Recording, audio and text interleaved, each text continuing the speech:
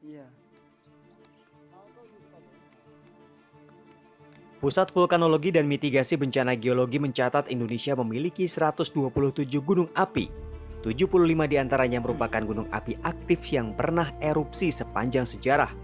Jumlah ini menempatkan Indonesia pada posisi pertama sebagai negara dengan gunung api aktif yang pernah erupsi terbanyak di dunia, mengungguli Amerika Serikat, Jepang, dan Rusia.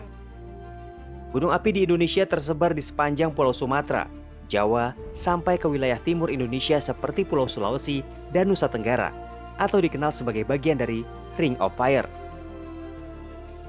Risiko gunung api dapat tergantung pada 3 faktor utama, yaitu bahaya, kerentanan, dan kapasitas.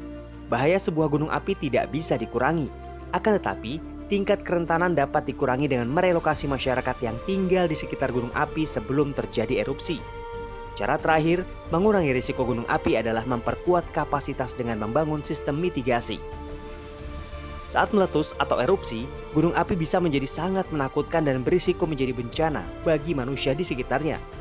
Dunia mencatat puluhan bahkan ratusan letusan gunung api terjadi sejak ratusan bahkan ribuan tahun lalu.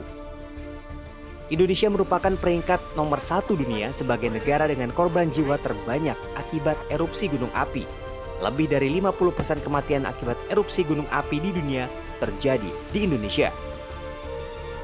Oregon State University merekap 10 letusan gunung api yang merenggut korban jiwa terbanyak dunia.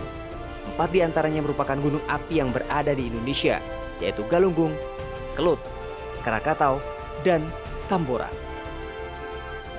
Namun data tersebut berubah pada 2013 lalu. Peneliti gunung api dunia menemukan fakta kematian yang meluas hingga wilayah Eropa pada suatu masa. Bahkan terdapat debu vulkanik pada lapisan es kutub utara dan kutub selatan yang terdeteksi membeku pada sekitar tahun 1200-an. Para peneliti meyakini gunung api aktif yang memiliki erupsi lebih besar daripada Tambora adalah Gunung Samalas atau kita mengenalnya dengan nama Gunung Rinjani. Bahkan jumlah korban jiwa akibat erupsi Rinjani sampai saat ini belum diketahui jumlah pastinya karena masih dalam proses penghitungan. Tidak hanya itu, Indonesia juga mempunyai gunung purba dengan kekuatan letusan lebih dahsyat. Letusan yang dijuluki dengan super eruption atau mega eruption ini adalah letusan dari Gunung Toba di Sumatera Utara. Letusan ini diyakini telah menyebabkan gangguan iklim di dunia dan material vulkaniknya menutup hampir di separuh wilayah bumi 74.000 tahun yang lalu. Namun di balik kesan menakutkan, keberadaan gunung api dapat membantu manusia mendukung aspek-aspek kehidupannya, bahkan membangun peradaban.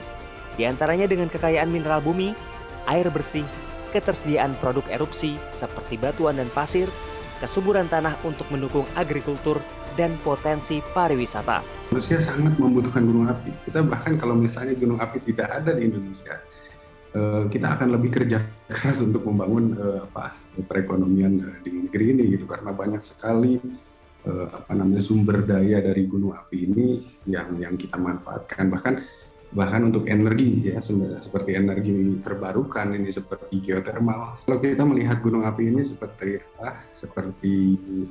koin ya, yang memiliki 2 sisi gitu. Jadi yang pertama adalah sisi positifnya, yang kedua adalah sisi negatifnya. Sisi positif kita dari gunung api ini banyak sekali ya. Perekonomian di negara berkembang, bahkan negara maju sekalipun juga sudah banyak bergantung kepada gunung api ya. Indonesia menjadi wilayah dengan masyarakat yang selalu terkait dengan aktivitas vulkanik. Jumlah orang yang beraktivitas di sekitar wilayah gunung api diperkirakan lebih dari 5 juta jiwa. Oleh karena itu, manusia dan gunung api harus berbagi ruang dan waktu. Ketika gunung api tenang, manusia bisa menguasai ruang dan waktu. Akan tetapi, ketika gunung api erupsi, manusia harus memberikan ruang dan waktunya untuk kemudian menyingkir sementara. Yogi Tujuliarto, Dwi Prasetyo, Jakarta.